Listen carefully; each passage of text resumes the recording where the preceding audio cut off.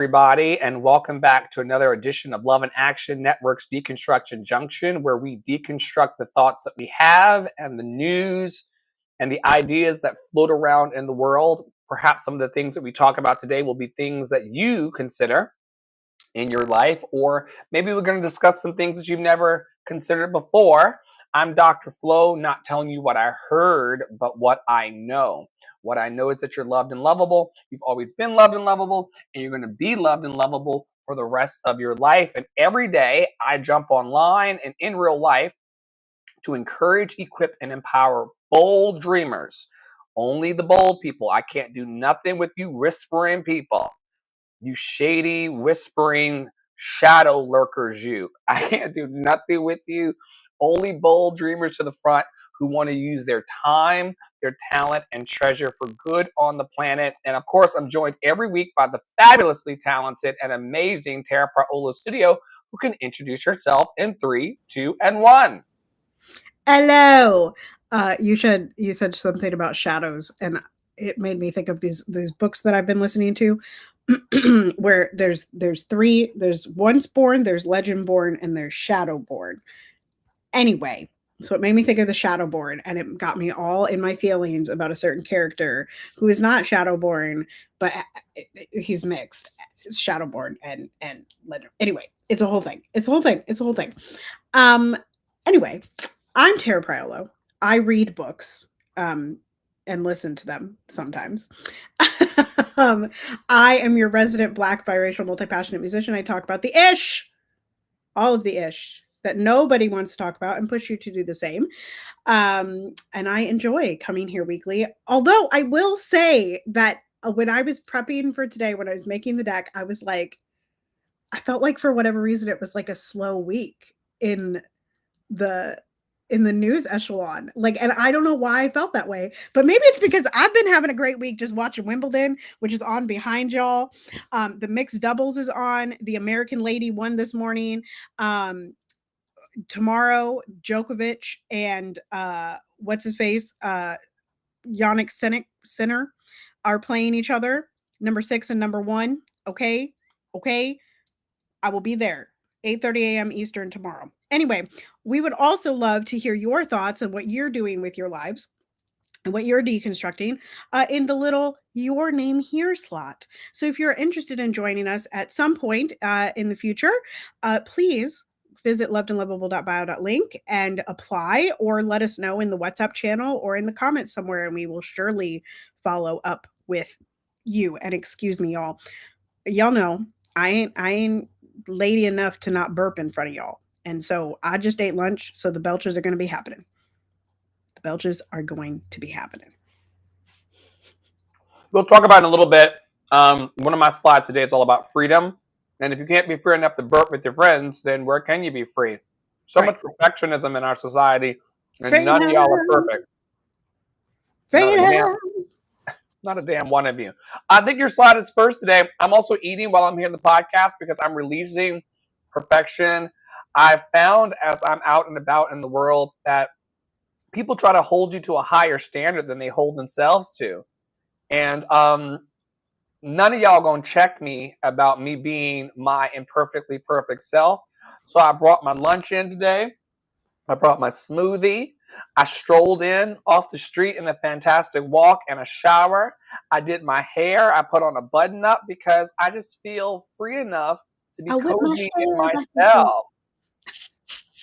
Oh my God, what a throwback. It's been years since that song came out. Throwback. I whip my hair back and forth. Anyway, Tara's got the first slide today, all about weather events. You want me to go to the next slide? Yeah, yes. And enlarge my territory. And I think there's 2 slides about this. Because there have been weather events over the last week and over the last few years. But anyway, this is from Climate Act app. I didn't know that was a thing. But anyway, a hotter planet equals longer heat waves. A hotter planet equals more frequent floods. A hotter planet equals stronger storms. A hotter planet equals faster spreading wildfires. A hotter planet equals harsher droughts. Climate change is already here and it's accelerating. The time to speak up and push for real solutions is now. I would also add that a hotter planet equals more disease. Um, but there's that. And like I said, I think there's one more slide of this. Yes. Okay. So the Texas floods are probably the little girls' camp, which is very sad. But we know the reasons why that particular incident is getting more attention than, say, the Chicago floods. But anyway, Texas floods thread drop. This is from somebody that I don't know how to say that handle, so I'm not even going to try. Texas is drowning, not just in water, in blood memory. Plantation counties underwater. Slave soil rejecting its harvest. You thought Juneteenth washed it clean? The Most High sent real deal cleansing. Vengeance is the Lord's. And you all can hear my WhatsApp going off. And if you are interested, you can join the WhatsApp community and get flares whenever Dr. Flo or I or other members of the community go live. So I wanted to bring this. Dr. Flo asked in the public Deconstruction Junction chat, is it happening more often, or is it just that the news cycle is picking up on it? I happen to think both. I happen to think that the news is using it as fear mongering, and not in a great way. But I disagree slightly with the first tweet or the first thread that I read off, which is that the time to speak up was now. The time to speak up has been and is currently. This has been present for a very long time. Climate change has been radically changing the earth, and these United States and coastlines and volcanoes and all of these things. And so I really, I do think that they are getting worse. I think we are hearing about it more often because of fear mongering, but I also think it's happening more frequently. Like in the Midwest, for sure, there have been conversations about, we've had 100-year floods, but now those 100-year floods are happening every 15 years or every 10 years or every 5 years, or we're topping temperatures every year instead of making records every couple of years. Up here, where it snows, we have records now over in Duluth. I think there's been snow records every single year for like the past 5-6 years, which is crazy. And so like that's just something that I noticed that I don't necessarily think that we talk about a whole ton, like the progression of just like that noticing. But then I also think that it's just the news media knows that it's popular, and so they're going to talk about it. And it is devastating that 160 some people have died in the floods in Texas. It is devastating that it happened. It was going to happen, right? The floods were going to happen, but the notification system was defunded by the governor of the state and the federal government. So this is all. Climate change has always been political, and it's showing up more now. I think it's interesting that the key word of climate change that sticks out for me is change. And you know that a lot of humans, myself included, are change averse. So how do you think we're going to adapt? If NOAA and these other notification services and agencies are going away, what are you going to do to build a neighborhood WhatsApp or an online portal where a community can alert each other of what's happening before the government does? It makes me think right now of a guy who's in hot water, one of our paler brothers and sisters who has the ICE app. And there's an app that he's built that can alert people when ICE is coming and where ICE is doing a raid, and to get the word out before the people can actually be captured. And I think we're going to see a lot of grassroots apps and community agencies sprouting up because the government is refusing to do their job. It's crazy. The tax rate hasn't changed, but they still want to give us less because we're so-called in crazy debt, even though it's all made up. And I don't understand still how the monopoly money of life allows us to create and co-create so much suffering. I think it's bullshit that the young girls had no clue that they were about to get swept away. And all the politicians can offer are thoughts and prayers about it. I think it's weird. And not send FEMA in, right? I mean, that's what Trump and Kristi Noem are doing. Yeah, they say that it took her like 3 days of the request sitting on her desk to approve it. Like, why would you not approve help for people who you know are actively needing it? Are you under a rock? Are you that dumb? This is why I don't believe in white supremacy, because supreme people would help immediately. That's what we saw. We saw people going, we saw 2 young brown children going into harm's way to help get those girls out. That's supreme love, supreme compassion, supreme empathy. People who can't offer that in no way can esteem themselves as a master or supreme race or leaders. Right. Show me the receipts. Yeah. Yeah, I think also, like you were saying, a lot of community spaces are going to pop up for notification. Next door, I find out half my information about what's happening in my city from next door. I very rarely find it out from a government entity. Before I find it out from the people that are local to me. But also this whole conversation reminds me of the whole premise of the movie Twister. Y'all ever seen it? Y'all ever seen Twister? The whole premise of the movie Twister is that they're trying to find a way to give people more warning about tornadoes. That's like the actual plot line. It gets covered up in like a love triangle and things. But anyway, that's the thing. And that movie was made like 30 years ago, y'all. Like, and we're still talking about this. And rest in peace, Bill Paxton. You are missed by me personally. Because you made my favorite movie. Anyway, so it's just reminding me of like how long we've been dealing with the same issue, even if it's, not, it's fiction, right? Like that story is fiction, but it is heavily based off of the idea that in Tornado Alley, you don't get a lot of warning. And I also think that this will increase. I mean, it's, the government should take care of people. If the government is not taking care of people, then why do we have a government? That's where I'll do that. But I also think that people have become very complacent with being able to not be aware of what's happening around them because they have, their phones tell them or whatever. Not everyone goes outside the house and looks up at the sky and says, "Oh, I think it might rain."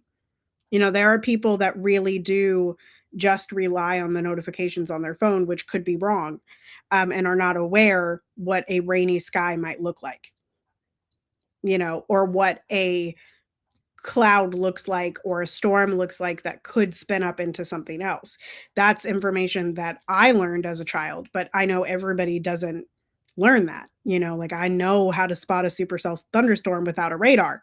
Like I can be on the ground and know that it's a supercell or know that it's How? straight I'm line curious winds. now. How do you know? Yeah, so it's actually one of the, and this is not always true, but when you look at the sky, and you're looking at a thunderstorm, essentially.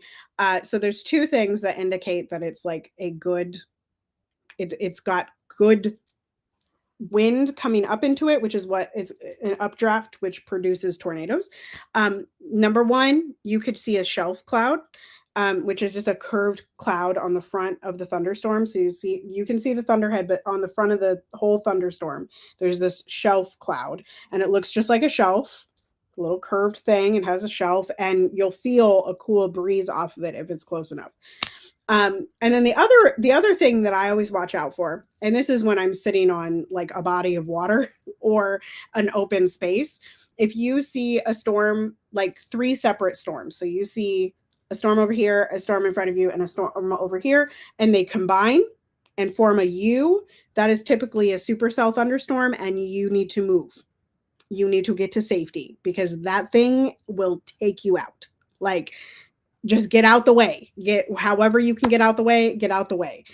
So those are the things that I picked up growing up in Tornado Alley as a kid. But again, like that's an awareness that was gifted to me from growing up in Tornado Alley and knowing that the notification systems were never soon enough to get us out of harm's way. You know, and that was when they were funded, you know. So I saw the videos of people standing on bridges and having to back up, back up, back up, and eventually the whole bridge that they were standing on was submerged in water altogether. yep. Yep. Wild. And for those of you out there, including the lady who decided to stay in her house when Mother Nature wanted to visit and her whole house turned into what I thought was a boat, don't do that. I didn't even bring the footage in today. Standing in your home saying, go away, go away, go away. It's not going to make Mother Nature stop. Rain dances don't make it rain. Perhaps cloud seeding does.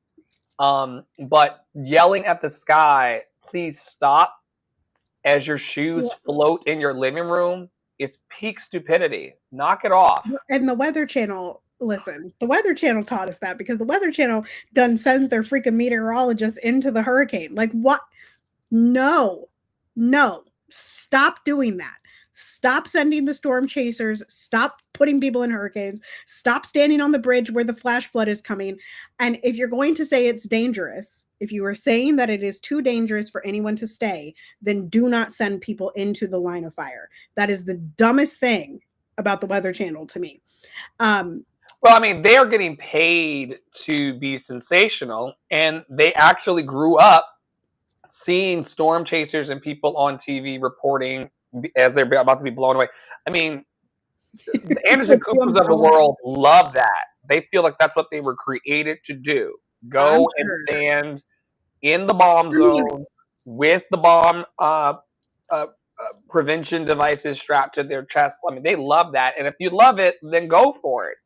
But if you are just a lady with the MacBook Pro sitting on the countertop with the shoes floating, you're not the same, ma'am. And once again, screaming, go away, while you got hurricane weather happening is not the wisest decision, and, you know, in my humble opinion. Flash floods are actually one of the most dangerous things. I feel like we don't talk about flash flooding enough. Flash flooding is really bad. Like, it's really bad. You can get swept away so quickly.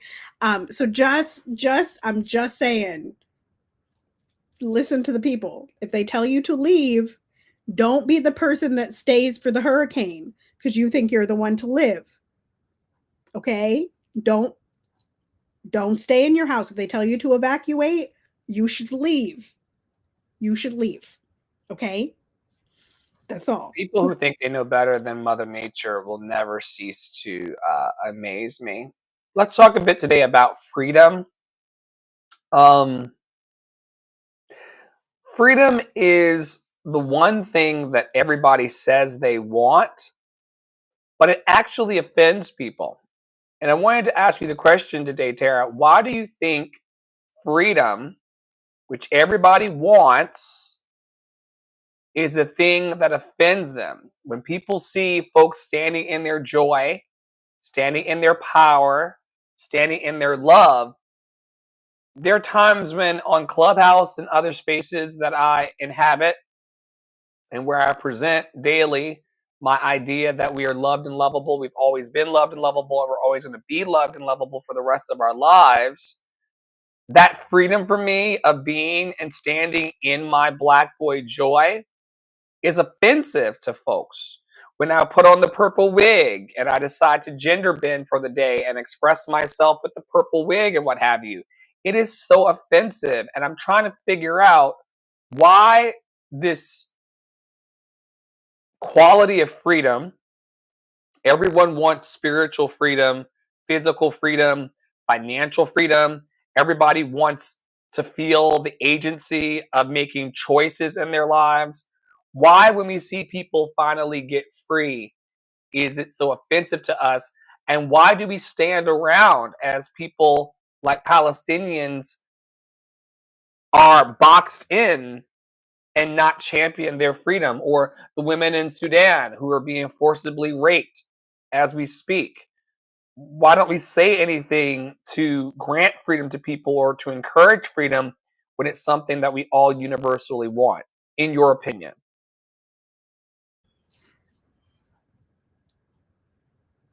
I'm catching I'm catching and throwing the mic. That you gave it so gently, and I'm just grabbing. Well, let me just say, my freedom these days looks like chilling the fuck out. We're going to talk in a little bit about my recovery story and what I'm going through, but freedom for me, I thought freedom for me was a loud yell. I thought that it was protesting in the street and yelling at masked men who are trying to terrorize us. Freedom for me looks like being the coolest cucumber in the whole salad.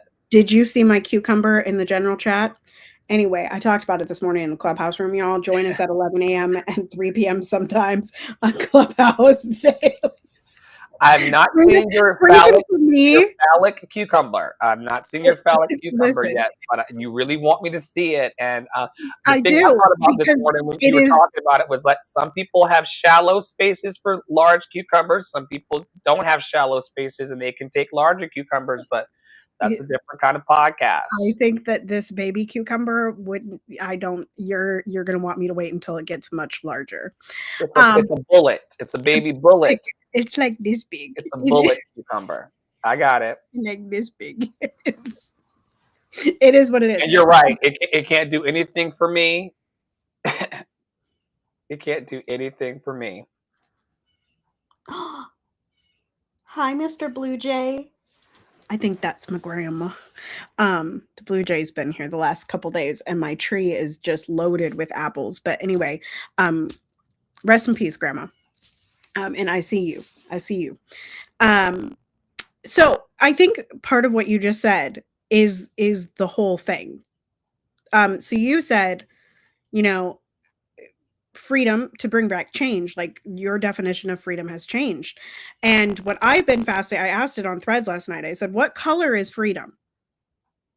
And then I put it on my feed and I said, I think part of the issue why people are so afraid of freedom and why they affront people that have some modicum of freedom, or have some modicum of expression that is different, right, than those locked in chains or those in conformity, is because they literally don't know what freedom is. They've never allowed themselves to visualize freedom. And Christiana Smith was talking about this the other day, and she was really talking about, how, like, we say we want all of these things, but yet the reason that nothing ever changes, the reason that we stay in the cycles that we're in, is because we don't take the time. And her whole thing is collective imagination, right? But we don't take the time to discuss what is freedom to me personally and collectively. Like, what does that actually look like? So when we say, well, we want the world to be free, okay, we want the world to be free, but that could be a different thing to you and to me and to, 3 doors down. Freedom is very subjective. Freedom we is never very have that subjective. conversation. Yeah, and some people say freedom and they mean that capitalism and the government as it exists still exist. I don't agree with that. I don't believe that that's freedom. I believe that capitalism and the current government and white supremacist Delulu are all chains that we choose to keep upon ourselves. In the same way that we were talking about somebody or in the clubhouse room yesterday, and someone said, maybe it was it was yesterday at the mock auditions, about vulnerability. And then we started talking about, oh, what were we talking about? Where was that going? I don't know where you were going, but I know that some people think that vulnerability equals freedom, and other people are scared of vulnerability, and it's a prison for them. Yeah, and we were talking about like being a person. I think the person that was talking about this said person of color in the acting space, and we were talking about that and the unworthiness. That's what it is, the unworthiness, right? And the unworthiness epidemic, as Dr. Flo called it yesterday. And this is all roped into why people are so afraid of freedom. Why won't people go on a joy walk? Why won't people start a love revival? Why won't people sing in the streets? Why was I so scared? So in one of the programs that I'm in right now, one of the challenges is that we are to dress or do something to not act like, but feel good and feel like an icon. And so one of my stretches was like, I'm going to take a picture in a public place, because I always take the pictures in my backyard. It's very safe. Nobody can see me. It doesn't matter if I look good. Like, I can always change before my students come over, da, da, da, da. So this morning at the grocery store, tell me why in my freedom, my little heart was pitter-pattering because I decided to take a fucking picture in the aisle. Like I put my little phone, y'all, and Dr. Flo's on my phone. I got Inception. This is wild. This is wild. We got to talk about this because there are people walking around in life who are scared to take a picture in the grocery store in front of the Raisin Brand. Right. What the helly? What the helly on say?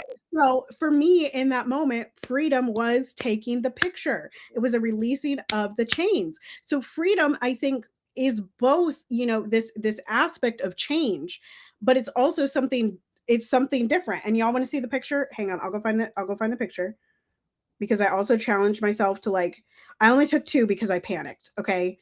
It's okay. So here's one. And drop it in the group chat. Where you look amazing. I'm smiling at Piper because Piper was doing something silly. And there's my second one. And this lovely Black man walked behind me and I freaked out and grabbed my phone and ran out of the aisle. But I did it. So anyway, all of this to say, I think that we are so it's so ingrained in our education to conform and to strip ourselves of actual individuality, even though capitalism also preaches bring yourself up by the bootstraps, you're the only one, da da da da da da. But the reality is that I don't see anybody taking pictures at the grocery store, which makes me then scared to have my freedom of taking a picture at the grocery store, which is crazy. Which is why leaders must go first. I'm glad you did it. The next time I'm in the grocery store, I want to take a picture of the grocery store. I mean, that's not a thing for me. I live stream in the grocery store. Right. I talk shit in the grocery store. The other day I was on Clubhouse in a celebrity gossip room. This white lady was all up in my face. I out loud said, she must have never seen Black people before, sir. As the man was walking by, another white guy was walking by. I was like, she must not know that Black people are the shit, sir. Because we are allowed to express ourselves wherever we feel like it. But I'm proud of you because I've always seen you as a TED Talk walking. I didn't know that you were personally afraid in your freedom of snatching shots in front of the seasonings or wherever you were. That's good. I'm proud of you for doing that. Thank you. But yeah, I mean that, and yeah, even so much as Piper hollering in the grocery store is a whole makes me panic because I don't want to be ostracized, right? Because part of this too, and why are people scared of freedom? I think because people who have freedom or some modicum of freedom, right? Because none of us are free until all of us are free, are lightning rods. Say that again. People that have freedom are lightning rods, and we attract people to us in ways that we're not always comfortable with, even though, like, even if we know we're the lightning rod. Do you not like Positive and negative attention. And you yeah, never know whether you're going to get positive attention from the people in real life or in digital spaces about the attention that you're getting in the moment. It could go positive, it could go negative. right. These days, I'm like, it's all about me. You know, with people like Grandma Dolores leaving the earth, with people like my friend Jeff leaving the earth, with my dearly departed Jen not being here, and my dead daddy, why would I not want to get all of the juice out of my life fruit? And that includes pictures in front of the baking supplies. I'm like personally and professionally proud of you. I didn't even know that was a thing until you just vulnerably shared it on the pod today. I didn't know until yesterday in one of the meetings. It was like, what would be a stretch for you? And I was like, well, I take care in my appearance like daily. Like my closet isn't exactly as I would like it. Like I would love more black owned products, but like the unfortunate truth is that like small business, black owned businesses tend to be more expensive. And so it's harder to afford that. And particularly the pieces that I want. And there's not as many like brick and mortar black owned clothing stores that I can go to and try on the stuff when I don't know a lick about you. So I don't know if you're making clothes for black bodies or white bodies. Okay. Y'all hear what I'm talking about? Because some of us have curves, even though we're smaller. Okay. Anyway, so like I was like, okay, the stretch is that I have taken pictures in front of that window. I've taken pictures in the backyard. Like I'm very comfortable taking pictures of myself, but only if another person isn't watching me, right? Only if I'm not like in a public spot. Like I'm not going to go to the mall to take a picture, but maybe now I will. Maybe I'll go to the mall tomorrow. You know what I mean? You must, because how we are, and I teach this in my studio, I teach this in my practice, how we are in one area of our lives is how we are in every area of our lives. How are we going to show up on the stage of life and connect with the people who we are sent to the planet to help heal? And I say help heal because we're not responsible for people's healing. We're just helping them along the journey in our own encouraging way. How are we going to bridge that gap without wanting to be fully seen and standing in the light and being seen that's as a we part of it, are? right? The Yeah. want to be seen, but then taking pictures in your backyard. I'm not being seen. You know, I mean, I'm being seen by the dog next door that barks at me. Right. You know what I mean? Right. But like, hey Tony, oh, I'm glad your 11-year-old daughter is here. Awesome. So yeah, I dropped those pictures in DJ in the public DJ chat. And I'm working on like even yesterday the selling post that I posted, that's a stretch for me because it's not my face, but it is a picture of me on a selling post, which is just like I don't really feel like it's necessary to put my face on everything. But then I also simultaneously coach Dr. Flo to put his fucking name on everything. Like you know what I mean? So like make it make sense. Tony, Anyway. for those of you who are listening back on the podcast and the television show version of this, he says love, love, love, and knowledge. And I don't believe in adult conversation, so no need to change anything for her. I don't believe in raising other people's kids. If you think she needs to be here or she's okay being here, then that's your choice. I don't have any children, and I won't ever have any children, so that was never one of my concerns. Ask Sarah about it. I don't raise your kids. I feel the same way about these people who are like, "Oh, the rap music is and the video games are so violent." If you think the rap music is violent or the video games are violent, don't show it to your children. If you think Uncle Flo has a potty mouth, don't bring the kids around. You know, that kind of situation. But yeah, that's my freedom. Don't bring around that lady. Don't bring them around. I mean. Yeah, freedom was the theme, and we have it always in the ways that we sure. And thank you, Tony, from People Are Our Greatest Resource, for stopping by and bringing your daughter through. The Flint water crisis. You can Hmm. flip it and make it big. This is just a little update. I'm not sure. I mean, we can talk about it, but I just wanted to bring it. So after more than a decade of national outrage and grassroots activism, the city of Flint, Michigan has finally replaced 11,000 lead pipes, a major milestone in a crisis that poisoned thousands and exposed deep environmental injustice. A court report filed this week confirmed that over 28,000 properties were affected and that the state is nearing completion of its court ordered pipe replacement project.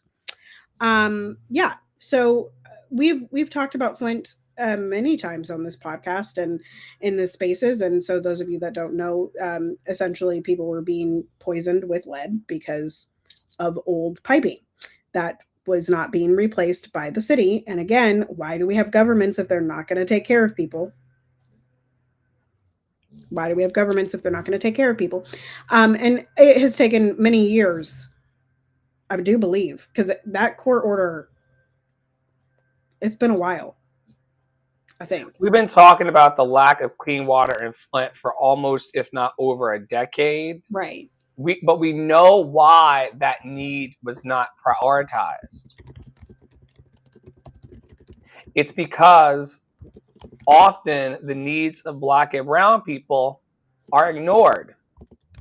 This brings me right back to something I talk about every week on Deconstruction Junction, and I won't stop talking about it. Why does the so-called master race lack empathy? Why can they not see the hurting and the pain and the agony of people who don't look like them? Why are they able, culturally and collectively, to look at the suffering and fly to Greece? Senator Ted Cruz. And so we cannot call ourselves superior. We cannot stand on the pedestal of being better than other people.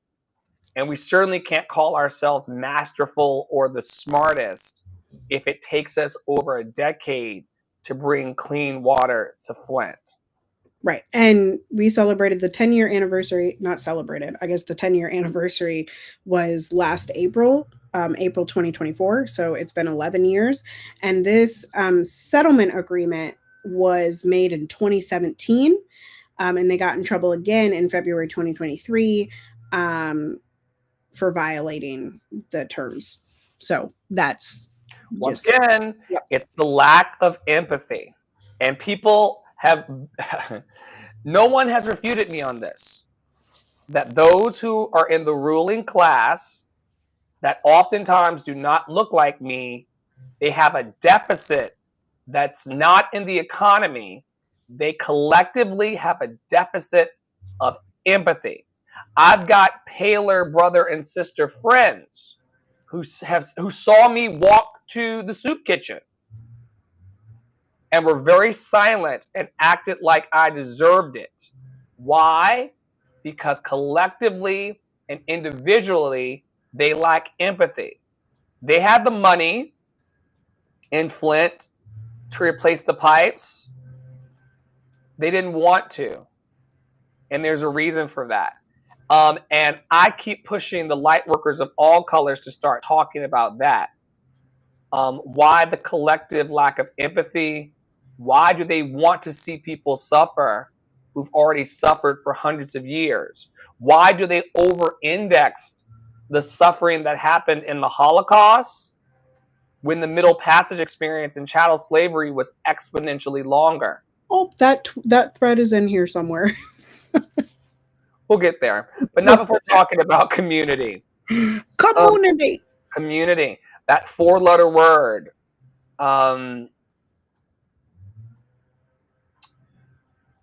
Where your treasure is, so says a certain sacred text. Where your treasure is where your heart will be also. And I don't think that everyone treasures community. And I wanted to have a conversation with you in the audience today about why that is. Why do we know, like freedom, why do we know community and freedom is something that is necessary, but we still get into our ego bubble and push it away.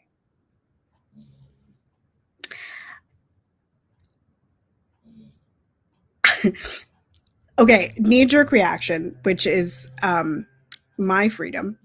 So speaking in draft, as y'all know, and just a reminder, y'all, we don't see each other's topics really until we get here. Like, we literally, like, we put the deck together. Sometimes Dr. Flo sends me an email saying he's clear. Sometimes I send him an email saying I'm clear, and then the other person puts the stuff in, and then we show up here with you all. So, like, these are conversations. And to extend that, the reason why is because we want to have a conversation like we would over the table. Do you even go to the Olive Garden? Is that something that you do? Olive Garden. Ross likes the Olive Garden. Ross likes the Olive Garden, but like I feel like Olive Garden has food that I can make at home. But I do like Biaggi's. So that's my tea about Olive Garden, is that like I just feel like I make better pasta than them. So True. Not hard to do when the pasta's coming out of a bag in a microwave. I see you, Darden. Darden Inc. I used to work for Red Lobster, which is a Darden company, and so is Red Lobster. And that pasta's coming out of a bag in a microwave. So you could do better at the house with more love and everything like that. If we were at Biaggi's, this is what Tara and I talk about. Deconstruction Junction came about because we were talking each other's heads off in private space on the phone about stuff just like this. And we said, well, we're curious if one or two or three or now several hundred other people would be interested in hearing what we would talk about over a glass of wine that we don't have, but that's coming later. And just a healthy conversation amongst friends. So yeah, we've not talked about any of this shit, but it's something that's on our hearts and minds all the time. So absolutely. So and that's community building. Yes. So my knee-jerk reaction in talking in draft is that we have expectation. And like Michael Singer teaches us about preferences, right? And bothering ourselves, I think we have expectation on how people should act. And that expectation, which turns into control, is then something that ruins community, right? And it ruins freedom. Because if the expectation is that your freedom looks like my freedom, and that my community looks like your community, or that my experience of your community is the same experience that I have of of your community, then we are at an impasse, right? And so I think people fear community, perhaps because like me, when I think about like, oh, I'm looking at this community, I'm wondering if it's right for me, right? I'm wondering if I can exist in a community with some people, not with Love and Action Network. I'm talking about like encountering another community. One of the things that I really rail against ever since finding that quote of cults and movements is that I don't want to enter into spaces of groupthink. If I'm not challenged by what the community is saying, and if there aren't people in there saying, well, why would you say that? Or why do you believe that? Or I disagree, right? Like, then I think we have a problem. And Tony has been one of the people in the community that many people have, we were in a clubhouse room. There was a slight disagreement that happened on like a reaction to something. And that is healthy community. And that is so scary for people who are used to and taught to need and crave conformity, expectation, etc. And so and also that there's a sameness, right? There's no room for change in a group think expectant space.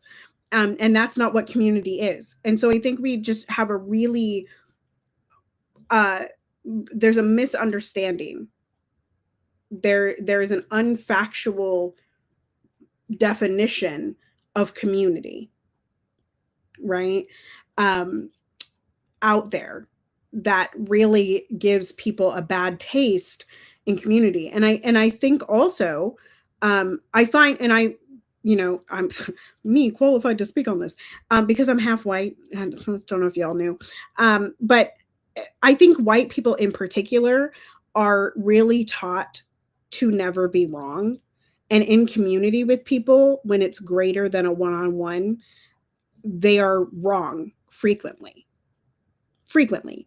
And that is a really uncomfortable space. In the same way that anyone at the level of a doctorate and beyond is scared to be in a space where they are wrong or that they may be challenged because they have spent 20 years studying something and they're not challenging themselves because the community around them, the people around them in their academic circles, never push back on it. And so, like, knowing that that is the type of community that's created because of the proximity of people, right? Like, think about your neighborhood, right? The people that you're by, right? If it's not a diverse neighborhood, which is true for a lot of people, a lot of people don't, a lot of white people don't have black people in their neighborhood. A lot of black people don't have white people in their neighborhood.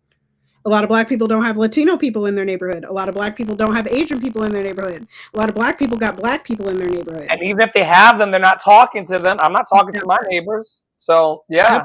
That part. I mean, I've got white neighbors across the street, Hispanic neighbors next door. I talk to the Hispanic ones. The white ones I never see. This guy over here creeps me out, but he's white. And there's black people at the top of the neighborhood. And then I have a black student that's in the neighborhood, black and native, and then a white student that is also in the neighborhood.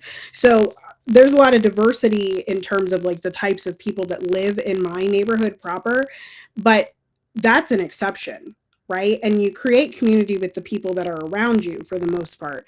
And so I do think that this group, think this echo chamber mentality that is taught by capitalism and taught by academia is really harmful to the idea of true community, right? Of spaces where you can disagree, but you can still be in proximity to each other, right?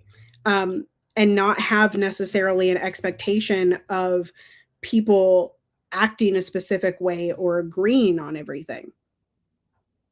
So I guess that's why I think people fear community. Makes me think about the emotional fortitude, the emotional regulation, the physical regulation, and everything that's required to fit into a community while also maintaining your own identity. I think people have a hard time. I say that every day on Clubhouse, how to show up and be yourself while also fitting into the discussion. That's the masterclass we need to be teaching, how to maintain your autonomy and your individualism while also moving with the collective. And that quote that Tara was pointing to earlier is when everyone thinks the same thing or is forced to think the same thing and moving in the same direction, that's a cult, which we're not interested in building here in Love and Action Network. A lot of us have accused us of that out loud to our faces before they ran for the hills because they really didn't want community. They wanted people that they could be nosy with and watch. If the person that comes to mind right now is the person, I can see your body language, Dr. Flo. I can tell you don't like me. Well, I mean, listen, who wants surveillance when you really need support? And yet, people who are thinking differently and have a diversity of thought moving in the same direction is how you build true community. And some of us are done with the ways in which community moved for us in the past. I've been very, very clear about the fact that I came out of the cult of Christ. Even last night, I was around a lot of cult of Christ people who were very clear that they wanted me to know that Jesus died for my sins. Well, I'm not sure if Jesus died for mine. If you want him to die for yours, then so be it. But there shouldn't be a severe need for us to think alike in order for us to have an intelligent conversation, one human heart to another human heart. I think we put a lot of barriers of entry to what we can accept about people. And like Tara told you earlier, I sit with a bunch of people daily who don't feel the way I feel. but because I'm cozy within myself and I've done that inner work, I don't have an issue. Whole white lady dropped the N-word right in my face this week. And I was like, you know what? That says more about her than it does about me. Right, right. And that is that what you're pointing to right there is like, how is it actually affecting me proper? Right. Like, okay, I see somebody, to use the example of wigs earlier. I see someone who is quote unquote male presenting, whatever that means, wearing a purple wig. Keep And going. I'm going to get some water. that makes me quote unquote uncomfortable, or it makes me want to say something to him or something like that. The question I ask myself is, how does that reflect on me? How is it affecting me? Because at the end of the day, him wearing a freaking purple wig to the grocery store does not affect me. It does not affect me. It does not change anything in me. It does not make me wear a purple wig, right?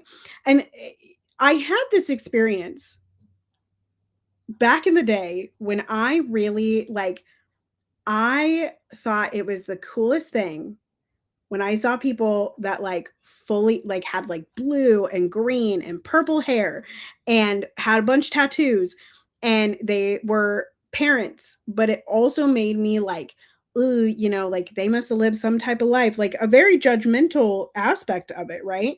And what it was like, how does it affect me? I was jealous, but I was like, they shouldn't do that. Why shouldn't they do that, girl? You're jealous of them. Go freaking do it. So I dyed my hair blue to see what it felt like. Not jealous. My therapist was one of my therapists, and I've had many over the years to heal some pretty heavy shit. It was my therapist that clicked me into that people in my community and that strangers may actually be jealous of me and my freedom, Right. both to myself and in community, and that I would have to learn to deal with the jealousy of others in this life in order to truly live my dreams. That's crazy that you would, I didn't expect that word to come out today. Yeah, but that's true, right? It's a true thing. Like when you see someone expressing themselves in a certain way, like for instance, there's this girl that pops up on my TikTok feed every so often. And I don't even honestly, I don't even know what her page is about. But I see the videos that TikTok serves me of her are her redoing her claws. And she has these long ass, you know, nail attachments, right? That are like super curved, and it's always showing me this. So she's always redoing it. She wears like all of this jewelry, like she's got like 30,000 necklaces. She's got rings on every finger. Her hair, she's got feathers in her hair. And every time I see her, I'm like,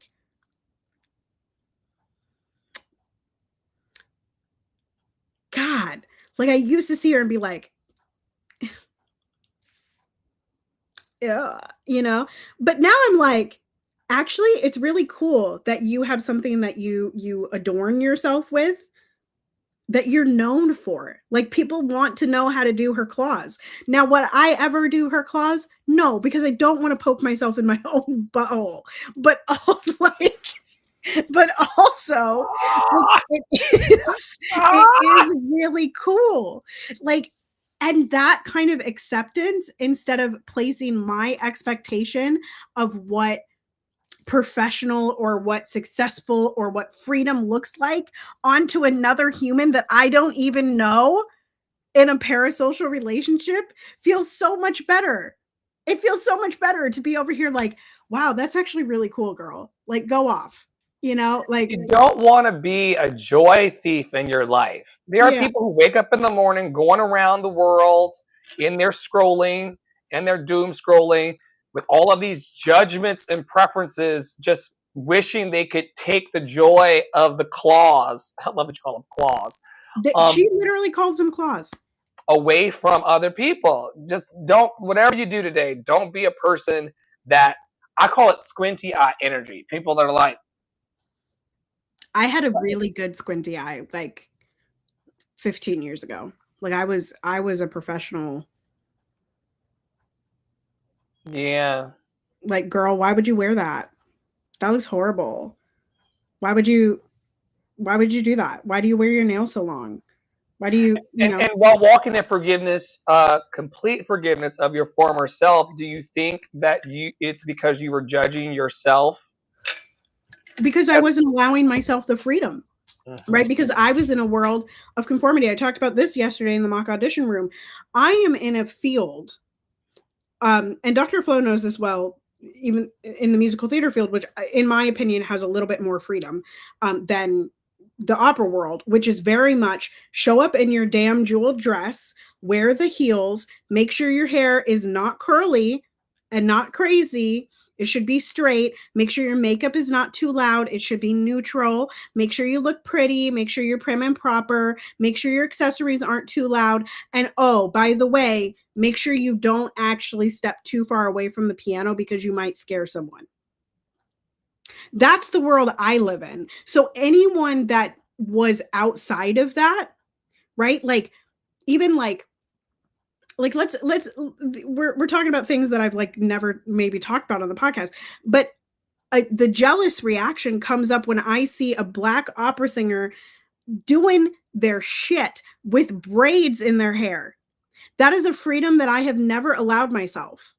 Right? I've never allowed myself for various reasons, right? Not the least of which is how people would look at me for braids and being seen, like we were just talking about with the grocery store stuff. But also, like, I would see people inside of opera with a nose piercing and be like, you can't do that. Like, why can you do that? Girl, go get yourself a nose piercing. Girl, go do your ear like fancy. Girl, wear the loud earrings. Allow yourself to do that.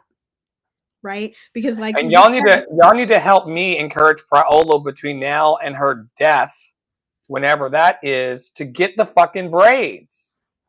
Right. She's never had the Black girl.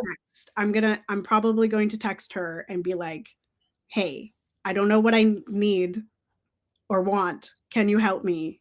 And see what she says.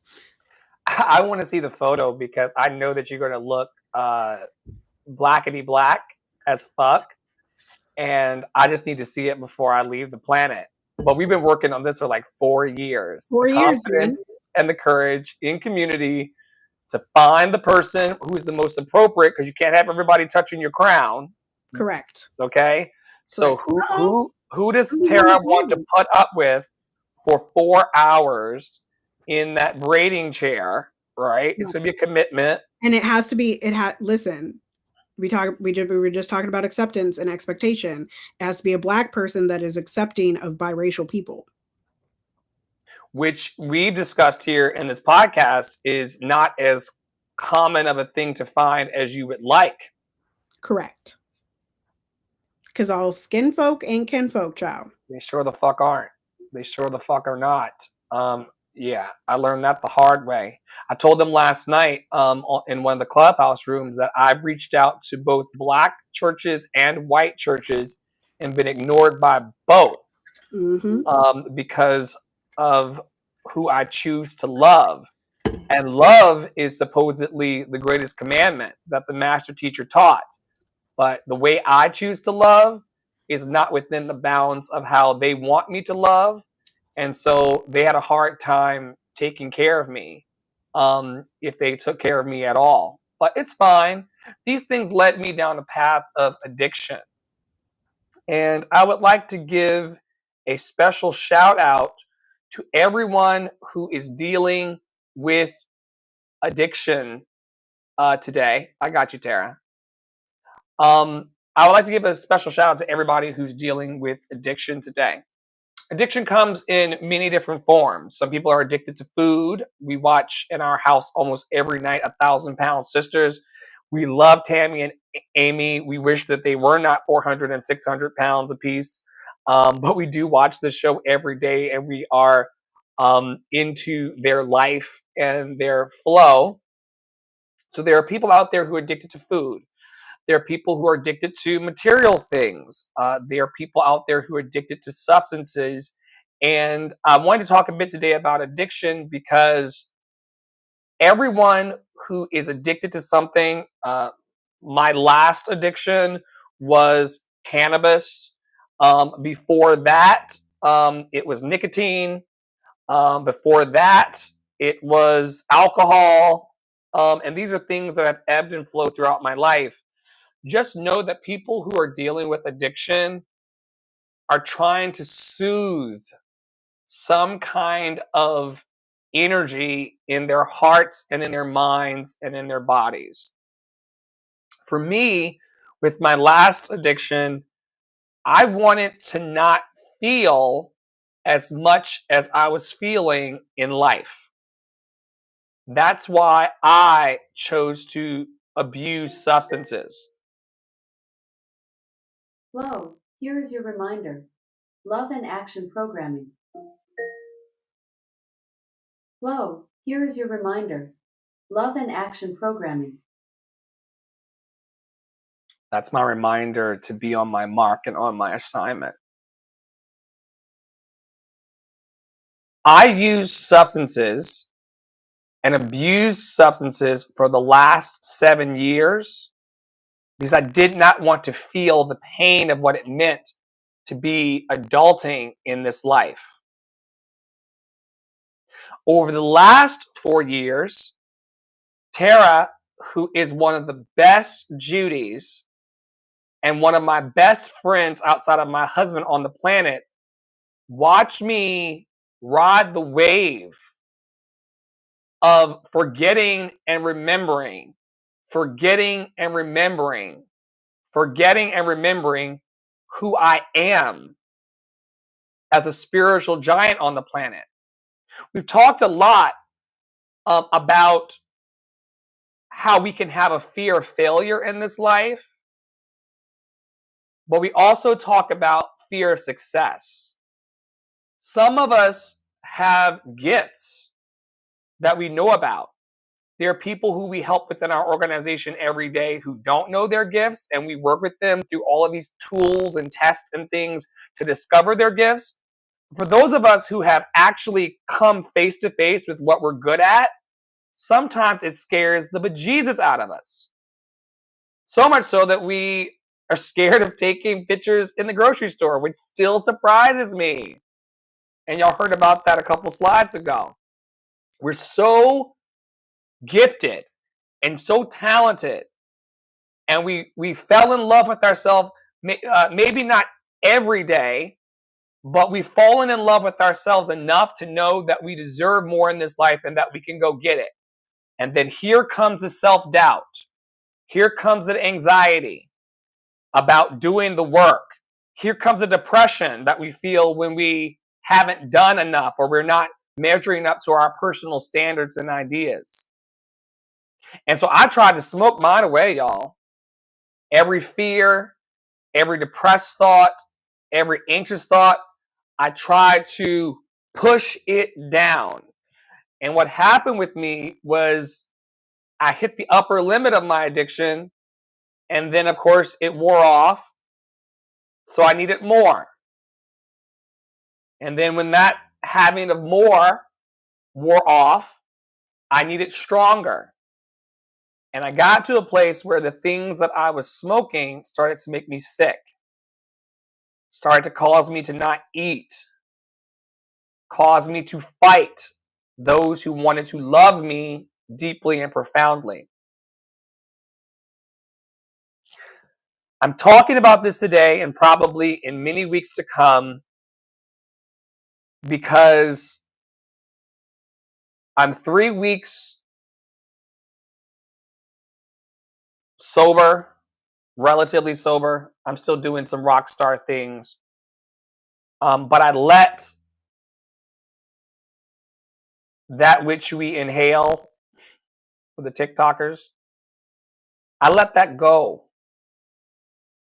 If something in your life is making you feel crummy, if the food is making you feel bad because it may not be the most nutritious stuff that you've ever put into your trap, if the food is making you feel bad, if what you're inhaling is making you feel bad, if what you're putting up your nose, because I did lots of that in New York City, if it's making you feel bad, or if you're not doing any of those things and your thoughts are the things that are plaguing you, this idea that I'm not enough, I'll never be good enough, No one's paying attention to me. We talked a lot in this community about that lie, that no one's paying attention to me. No one's validating my feelings. If you're addicted to stinking thinking, I want you to know that I understand. I really do understand. And at some point, we're going to have to choose ourselves. At some point, we're going to have to choose the healed versions of ourselves. Today was the first time in 7 years that I took a walk, not wanting to escape the walk that I was on.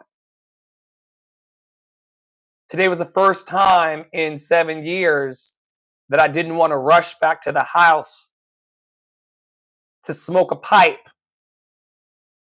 to feel okay.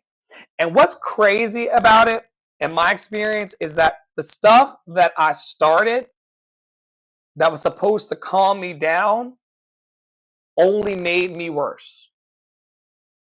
You run to these things because some of them are chemically engineered to make you better. 3 weeks ago, after many years of toying with the idea of getting into my true freedom and falling into the loving embrace and the safe embrace of beloved community, I said to Tara, I said, my stomach hurts. My head hurts. Every 2 to 3 hours, I got to go and re-up on the back lawn to feel okay. And it makes me feel okay for about 30 minutes. And then I need it again. Tara, what's going to happen when I go to sing in Japan or in Brazil or in Guatemala and those substances aren't there? Do I want to be focused on finding that substance to get my next fix? Or do I want to have freedom to just be with myself and love myself exactly as I am without the need for the extra? And the beautiful thing about the human body and the human spirit is that it's just add water, just add whole foods. And then the body will do everything that it needs to do to find balance. And my heart goes out to every addict on the planet who, like myself, were throwing themselves, Tara, out of balance to try to find balance. That's a vicious cycle. I do not judge it. We saw Mary Lou. Yes, Mary Lou Retton. Amy famous Amy Lou, Mary Lou, all allude to me. Cindy Lou Who. We saw her yesterday get pulled over with a DUI. A cry for help. Intentionally throwing oneself out of balance, thinking that it's going to make us feel better. And then getting mad, sad, and depressed when it doesn't. Once again, it could be overindulging in the food. It could be overindulging in the drugs and alcohol. It could be overindulging in the coffee. It could be overindulging in certain thought patterns. But anything that's pushing you away from your center, I would encourage you to have a conversation with yourself about it and see if it's really something that you want to hold on to. Tara, what thought form were you the most addicted to in your life that you had to set yourself free from? Oh boy.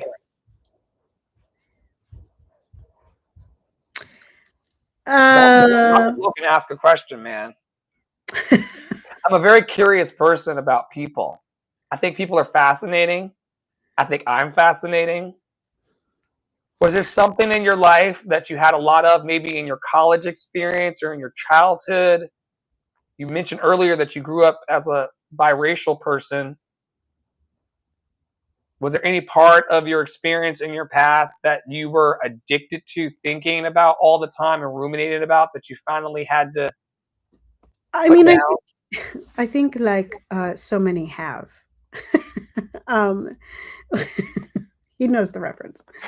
Um, Ah! like so many do. So many. Um, I really, and this has happened, like Dr. Flo was pointing to, addiction is a cycle. And I think that, a lot of people that haven't been addicted to substances or think they haven't been addicted to substances, um, really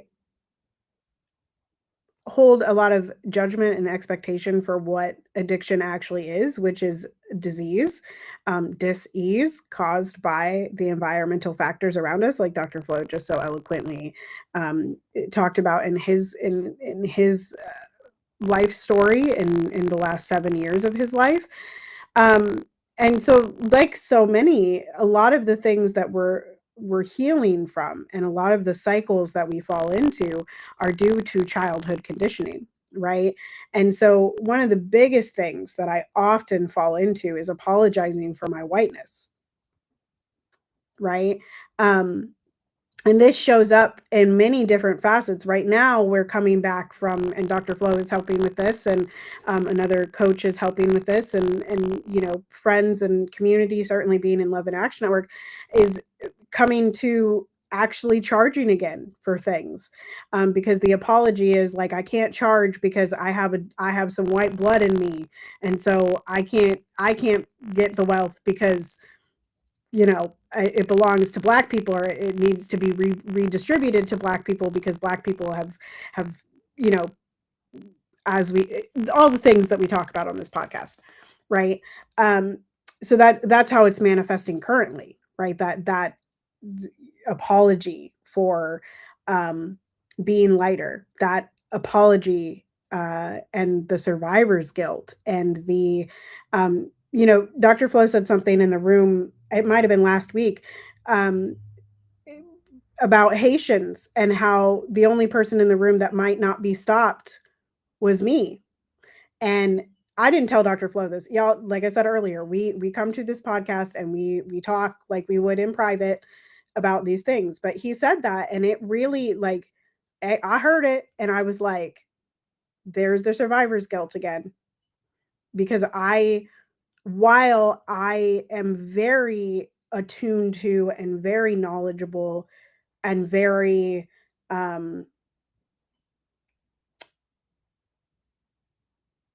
connected with the black part of me, right? The black hole of me, in fact, the WHOLE, right? The black hole of me. I still live every single day being able to walk on the street and knowing that I could be the person that stops my darker melanated neighbor from getting shot. And that is a cycle that is never ending, but it is an addictive cycle that allows for stopping, right? Because if I just don't do anything, if I just stay over here, well, then I don't have to apologize for my whiteness, or I don't have to justify my blackness, right? um I if I don't ever get the wealth, then I don't have to answer to the great them, right? um or I don't have to be ostracized even more from the black community, right? Or I don't have to be ostracized from the white community. And yeah, that is what I will eternally be healing from, and fall into and jump into the hole and trip into the hole and come back out of the hole and fall back in, and and yeah, it's that's the cycle. The one thing I want to convey today, 3 weeks out of my dark night of the soul, and by the way, y'all, highly productive stoner. Highly productive stoner. 87 weeks of concurrent programs, multiple Broadway shows, 50, 60 hours plus a week in corporate in New York City, high-powered professional jobs in marketing and business development. I did it all, putting all the things up my nose, and I would have smoked you if I could find a role big enough. So I'm not saying anything about what you might be going through or what I was going through. I'm not even going to judge my past or judge my thoughts about the past anymore. And if there's something like the thought form that Tara just shared or substance that is getting in your way of letting your God light shine, consider having a conversation with yourself about letting it go. And Tara can tell you, she, in her own loving way, didn't really want me self-harming my voice and my lungs and my mind. She didn't want me losing all of my brain cells in this way. But it's not for us to judge someone else's experience and experiment in their lives. Right. Well, and back to the community conversation, the expectation conversation. I had never been, I mean, I had a friend in college that I was close-ish to, who also the chosen drug was weed. And sorry, TikTok, F1. So but I had never been in such close relationship with a person with as many identities as Dr. Flo holds at once, that can bring really horrible hatred from others, but also self-hatred. I mean, being raised in the cult of Christ and then coming out on the other side, even just being a musician, is a wild experience. And Dr. Flo has other layers, as do many, but Dr. Flo has other layers that have made that transition even more painful, right? And even more difficult to rise above, right? And lives in a society that teaches us to hate both. It teaches us to hate men, it teaches us to hate Black people, and it teaches us to hate gay people, right? All of those are different. And so that's a lot, right? So I'd never been in such close proximity with someone that held all of those identities, but also was, as Dr. Flo just called it, self-harming. And I didn't know a ton about addiction, but I knew enough to know that, like, you know, he said something in like one of our first voice lessons together. He was like, maybe, you know, like, I'm sure the smoke doesn't help. And I just looked at him and I said, it's not my place to tell you what to do.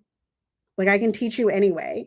Right. And I have other students that most definitely are smokers, whether or not they tell me. Right.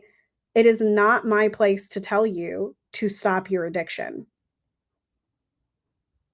I said it before, we all have addictions because we are constantly in dis-ease.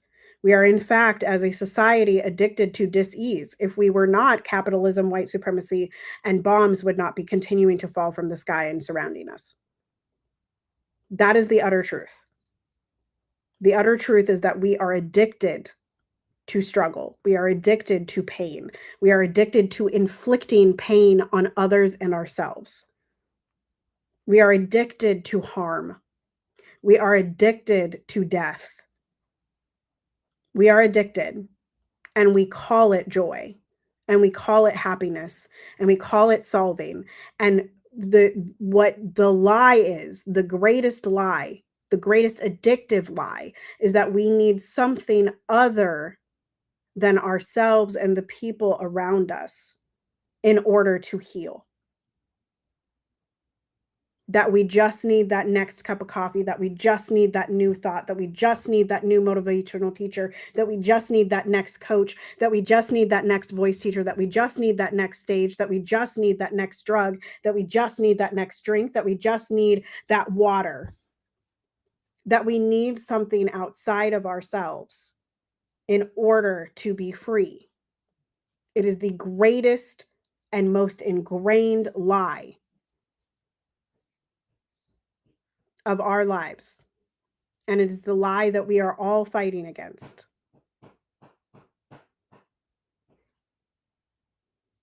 But it is a lie. And pending Tara Praolo's forthcoming New York Times best-selling book choices, which is an inside joke that we have. We all have them. We all have the choice today to choose differently. I knew that my stomach would hurt more by quitting. I knew that my head would hurt. I knew that I would be a raving and raging bitch to myself and to those closest to me. And I still had to make the choice, Tara, to walk out. The headache's gone. My appetite's back. I'm having the craziest dreams. That's something that happens once you stop numbing your brain with the special hippie lettuce. Your dreams start to come back, and they are wild. And I feel so good to not have to walk over to the shop every day or every other day to purchase something to make me feel better. And I thank you on a recorded line. I thank you privately. I thank you publicly. I will continue to thank you, Tara, for believing in the wholeness that we teach in Love and Action Network. If you come to any of our programs, and I encourage you to do so, when you step into the room, the first thing we say to you is wholeness, Tony, wholeness, Angie, wholeness, Flo, wholeness, Tara. It's because we want to see you the way love sees you, as whole, imperfectly perfect, whole, and complete, exactly as you are. And I'm one of these people who believes that you continue to see someone in their wholeness, in the ways that Tara always saw me in my wholeness, that eventually people will click in and rise to that. We're not leaders here in Love and Action Network who lowers the bar for people. So many people leave, fuck you, Flo, because they want me to lower the bar. You know, they want me to be a basic bitch. You know, they want me to not do everything that I'm capable of doing. No, we hold the standard high here, and we do our very best to see people in their wholeness. And if I can't see you in your wholeness, or if I'm struggling to see you in the wholeness, I leave you the fuck alone.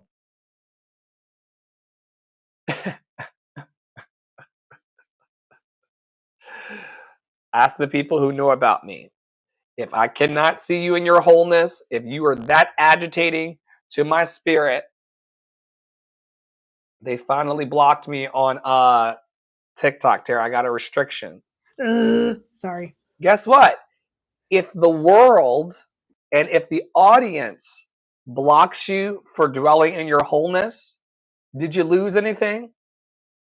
If people reject you for being loved and lovable, if people reject you, or if algorithms reject you for standing in your wholeness, did you lose anything?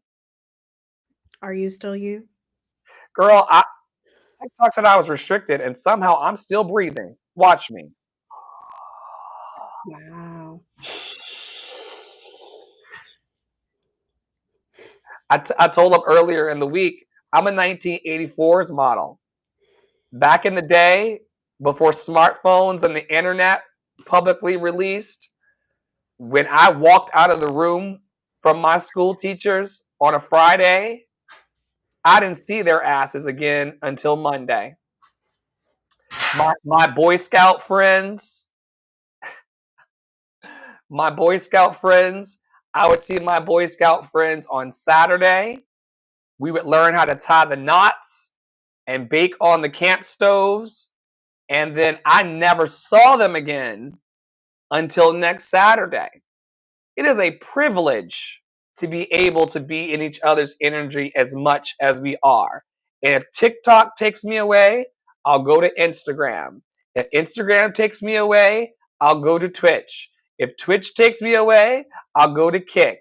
If Kick takes me away, I'll go to Facebook. If Facebook takes me away, I'll go to YouTube. If YouTube takes me away, I'll go to WhatsApp. If WhatsApp takes me away, I'll go to Telegram. If Telegram takes me away, I'll go to Signal. If Signal takes me away, I'll go and read a book on the corner in the square where someone's going to gather around and say, wow, you have a God light so big. Can I talk to you the way we did in the 80s? We're unstoppable, baby. I don't care what they restrict. You cannot restrict the light in me and the freedom of my testimony. I'm talking about addiction because someone is spending their last penny today. Over the last 7 years, I used to spend my last dime to numb out my life. And TikTok doesn't want me to talk about it because they want people addicted to capitalism. I bet I wouldn't be restricted if I had a TikTok shop selling people shit that's going to break day after tomorrow. These are the things and the feelings I was trying to numb, and I'm grateful to not be numb anymore. If y'all want to join my WhatsApp community where we spread love and raise a vibration of hope every day, 24/7, then join my WhatsApp community and do it quickly before TikTok tries to take me away. The one thing they cannot break is my spirit.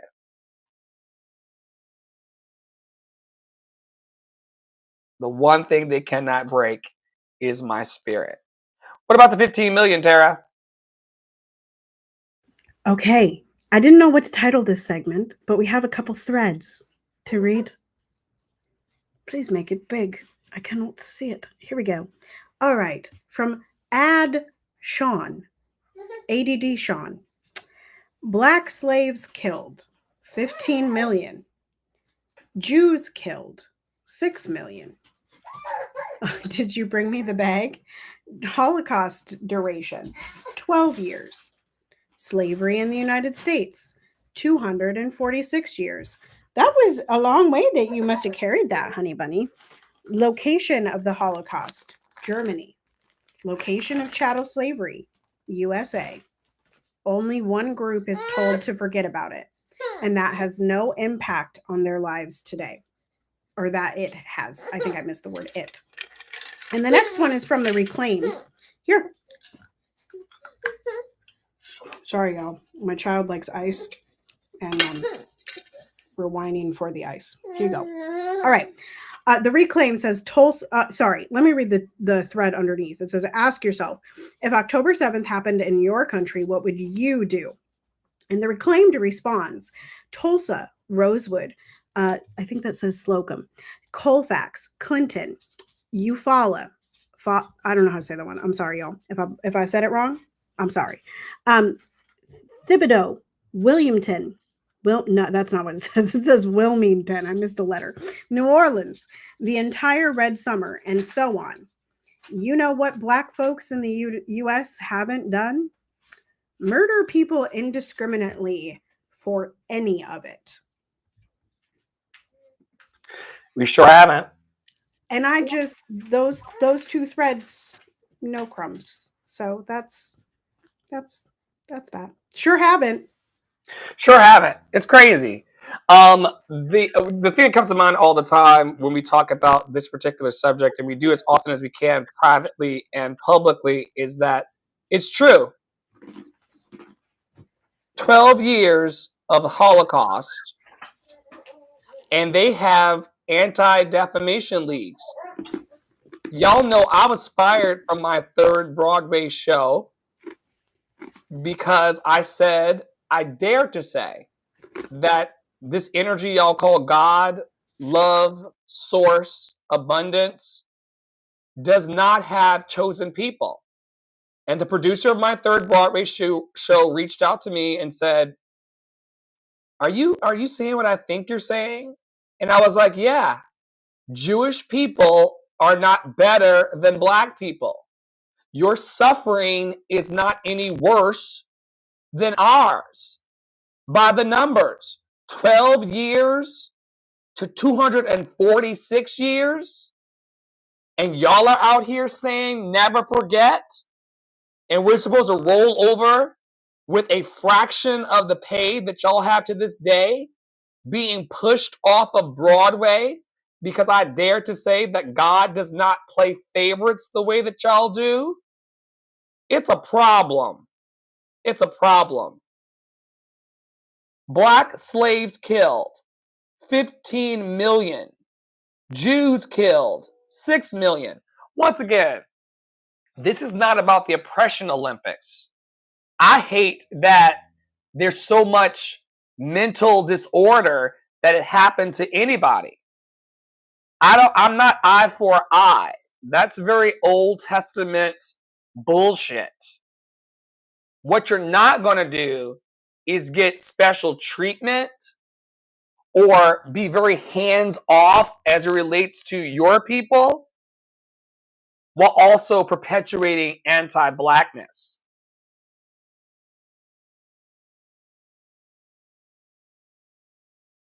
And to this day, I can go into clubhouse rooms with people who claim to be my friends and get yelled down about the inequity as it relates to the empathy towards humans. Our skin is the uniform and the weapon, and nobody wants to talk about how to disarm the mentality that creates the harm.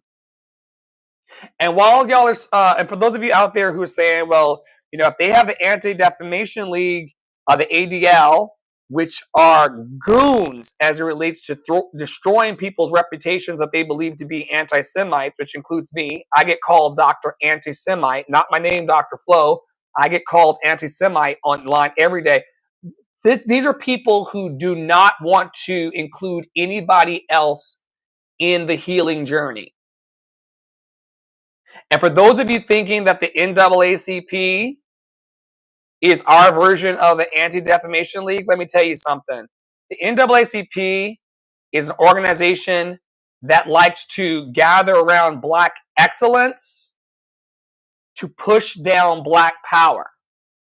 They're the Black people like Al Sharpton and the Reverend Jesse Jackson, and even Martin Luther King Jr. was part of this.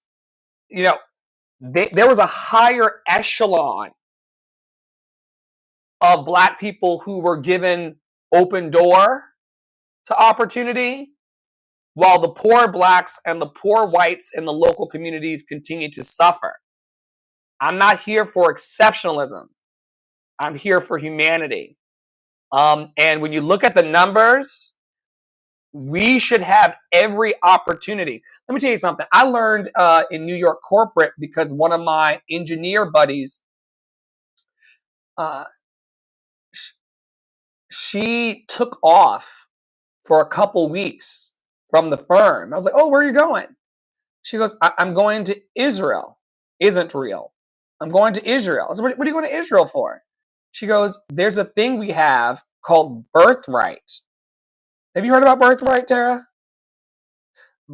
Young people between like 18 and early 20s are allowed a fully Jewish young people, to be clear, between 18 and early 20s are allowed a full expenses paid trip to Israel to learn about their culture and to learn about the virtues of those genocidal maniacs. They wine them, they dine them, they show them all of the Holy Land experiences. They walk up to that wall and put their face to that Holy Land wall. They get the whole experience to make them soft on the oppressive ways of those people. What would happen if black people got birthright? A free trip to DC, a free trip to Africa, a reclaiming of our history and ownership of our cultural identity. We'd be living in a whole different sociological landscape. There's a reason why these people want us to believe that their suffering was longer than 12 years when we suffered for 246. And we're waking up, though. Even Tara and myself, let me not speak for her. I know for damn sure I was a person over many decades who would have never come out on a live stream and talked about the inequity. You gotta remember, y'all, I've done every career that I wanted to do in my life. Every success that I wanted to have as a child of 6, 7, and 8 years old, I've done it. I'm one of those black people who could have forgotten about everybody else and continued to ascend and not looked at you in the street. Truly. Even to this day, I could go back into the Matrix and sing my songs, get my money, and not piss on a suffering person on fire. I could do that today. But at some point, you have to see the humanity in others and apply a certain level of empathy. And those screaming about the Holocaust and never forget, who don't want to be empathetic to the anti-blackness that we currently experience in our country, have a heart condition. An empathy condition. Yeah, for sure. And I want y'all, those of you listening, if you're feeling triggered, I just want you to listen to that last sentence from Dr. Flo again, because he's not saying all Jewish people. What he's saying is those people who are Jewish who do not recognize the anti-blackness that sits around them and within them are the problem. Right? And that is where we all get off, right? Like when we're talking about stuff, there is so much assumption that we're talking about the entirety of groups of people. And I would just like to remind you that no group of people is a monolith. No group of people. None. There isn't one. Tara, and while we're here, I hear too much from black and brown people because I'm out and about in the social spaces every day listening to people. I actually listen more than I talk. Those of you niggas, I had no better way to say it, Tara. You niggas that are out here saying that a certain one black person is an embarrassment to all black people. They shouldn't have been acting this way. You know, how dare this guy put oil on his body to celebrate Diddy not being found guilty of all the charges. Such an embarrassment, making black people look bad. If you think that a certain black person can make you look bad, you're not sure in who you are. Knock that shit off. Like, those of you who look on the news and see white people acting ignorant and are like, see, look, they're ignorant too. You're showing your lack of intelligence if you think that one person's behavior can be ascribed to a whole group of people. How dumb are you? That part. Like, yeah, like this is, yeah. What we sow, we reap. Yes. I just want to figure out which analogy I was going to go with. Okay. I was like, which one am I going to go with? But if we are constantly deciding that one, something that one person does is a reflection of the whole, we're going to reap that. It does then reflect, right, on you. On you. And also by that same token, please leave trans people alone, black people. You black people who are anti-trans. Black women weird. Especially. Black women are transphobic as fuck. Y'all are weird. Stop that. Want to walk around in society saying black women don't get no respect. Black women don't get no respect, but can't find respect for a person who wants to be who they say they are. Black women are always not. See, here I go. I'm part of the problem. There's a segment of black women who are about to be also stereotypical, who are throwing their necks in a circle saying, also, oh my God, the black women who, listen to black women. Black women have all the answers. They can't have all the answers if they're misgendering people. They can't have all the answers if they don't have love for disabled black trans women. I wouldn't trust you with my child, let alone anybody else, if you can consider a human not being worthy of love. I'm not following black women nowhere. Those of you out here, Kamala would have never treated us this way. Kamala did not allow a single Palestinian person on her stage. She's not trustworthy either.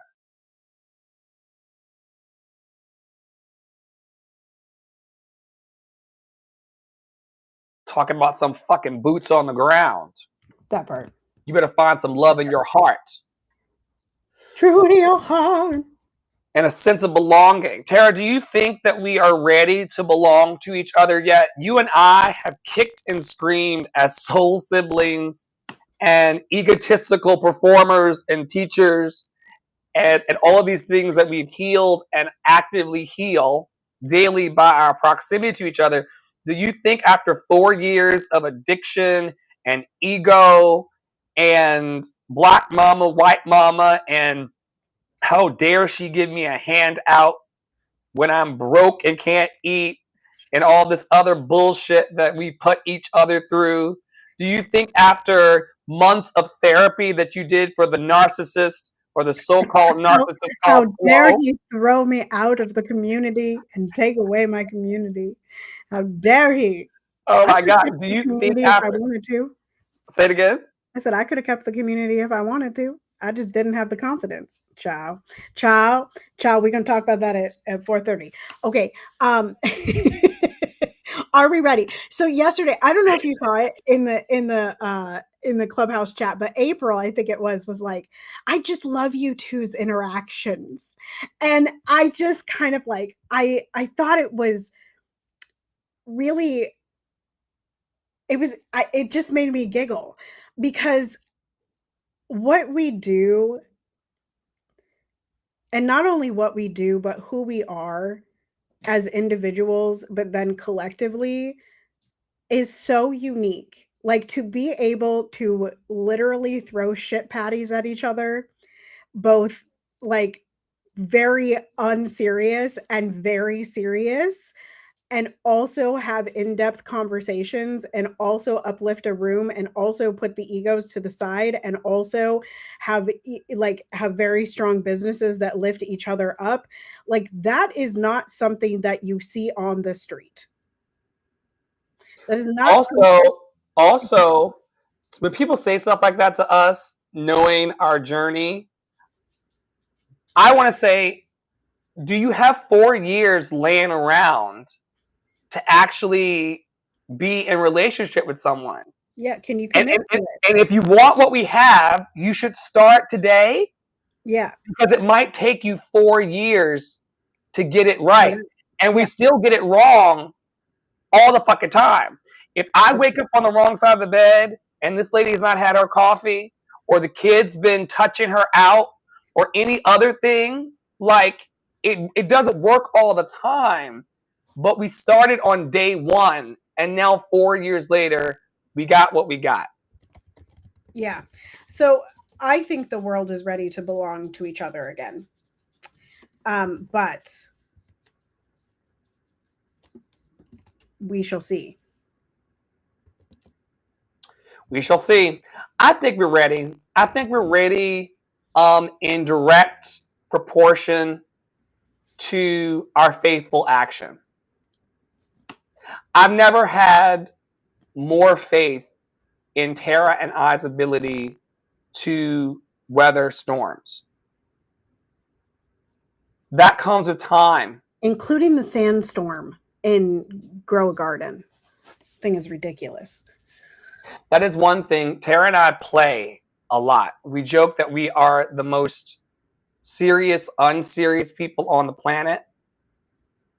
And if y'all want to join us on Roblox and Plato and the coloring parties and things. We're gonna have to go back over the Discord because the community talking about coloring a lot makes me want to go and do a coloring party with you. And the only place that I know that has the best community coloring is Discord.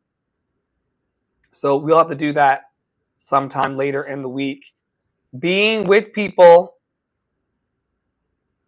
and choosing to love them and gain a deeper clarity and understanding about who they are and why they do the things that they do can be very, very freeing. I recognize through therapy and through clarity of heart and mind that every time Tara made me feel bad or did something that was not to my preference, it wasn't because she's a bad person. It's because the logics in her history around why she thought those behaviors were okay, and why we had to heal it. Was it me lashing out or my substance abuse lashing out? And was there going to be enough forgiveness in our midst in order to call a ceasefire? Time and time again. And so today, as always, we call for ceasefire now. Not only for the 2 million people who are starving at present in Gaza and the women who are being forcibly raped in Sudan and Haitian people who are being mistreated by their lighter kin on the same island. We have to figure out what a non-violent society looks like, both outside and inside. And if you want to do the work to stop all of the violence and the harm one to another.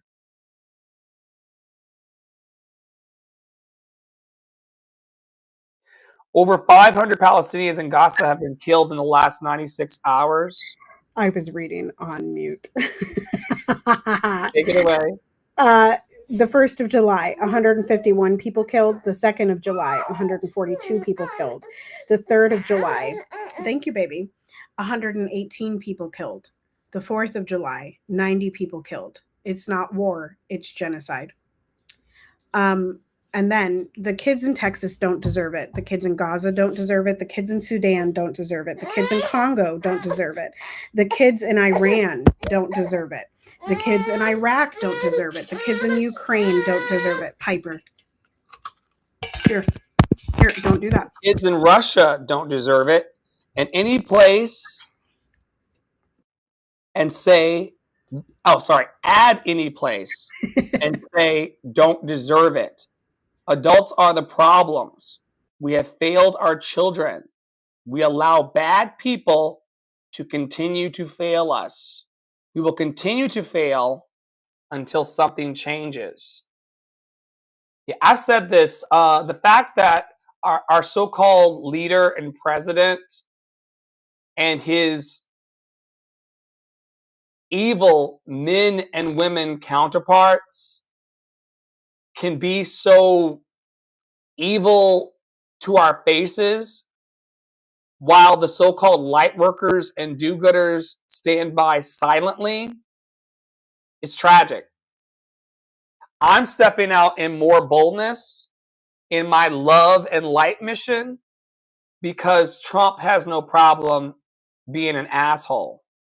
And I would encourage everybody out there who has something positive to put into the world to put that out into the world with the same intensity, if not more so, greater intensity than those who are doing evil.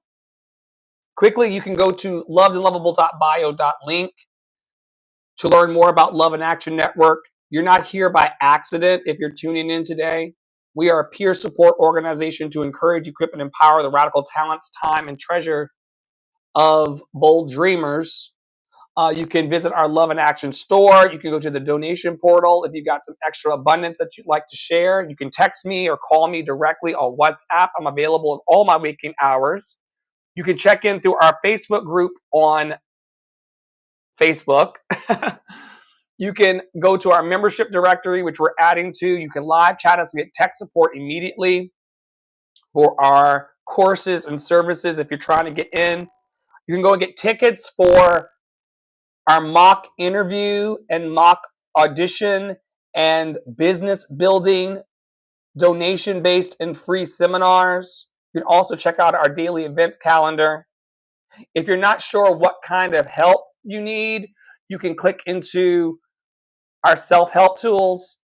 Here's just one of them.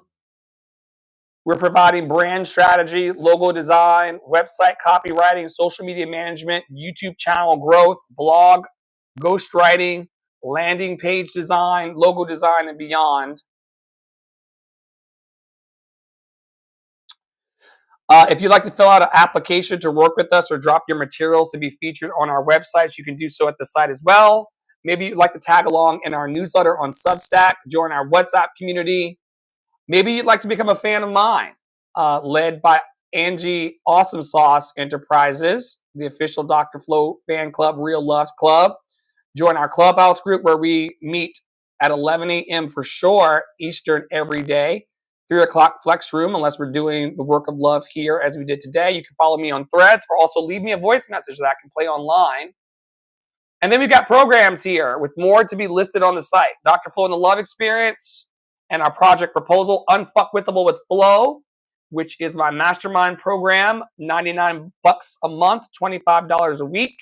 Our daily interactive rooms on Clubhouse, mock auditions, as I talked about, the People's Cabaret, and also Adopt a Black Artist program.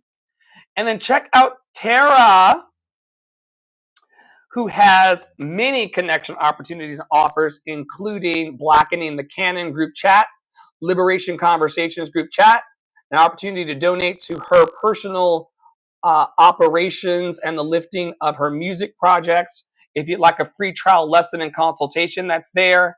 Also, if you'd like to become part of our Adopt a Black Artist program and Adopt a Black Artist Friday and the Biz Blitz, the links are there. She also does amazing community channels and publications, the Lift Every Voice Substack, and also Soliloquy, which was her most recent album with the new one on the way. And also tap into her community web, Love and Action Network, daily programming, Clara Byam, Lady Slipper Ensemble, and also visit her website and check out her Goal Getter Workbook, which is a tool that helps people get a hold of their goals and break them down into bite-sized pieces so they don't struggle with being their loved and lovable selves. There's a free picture of me in my future, bow tie and all. I'm now hiring folks who want to be part of something bigger than themselves. We're looking over the next 25 years, if I have breath in my body, to unite the talents of diverse artists to celebrate the power of love through music, theater, and art. If you're interested in participating either online or in real life, drop an application over on the website lovedandlovable.bio.link, lovedandlovable.bio.link, lovedandlovable.bio.link. Tara, tell us why you are choosing to blacken the canon.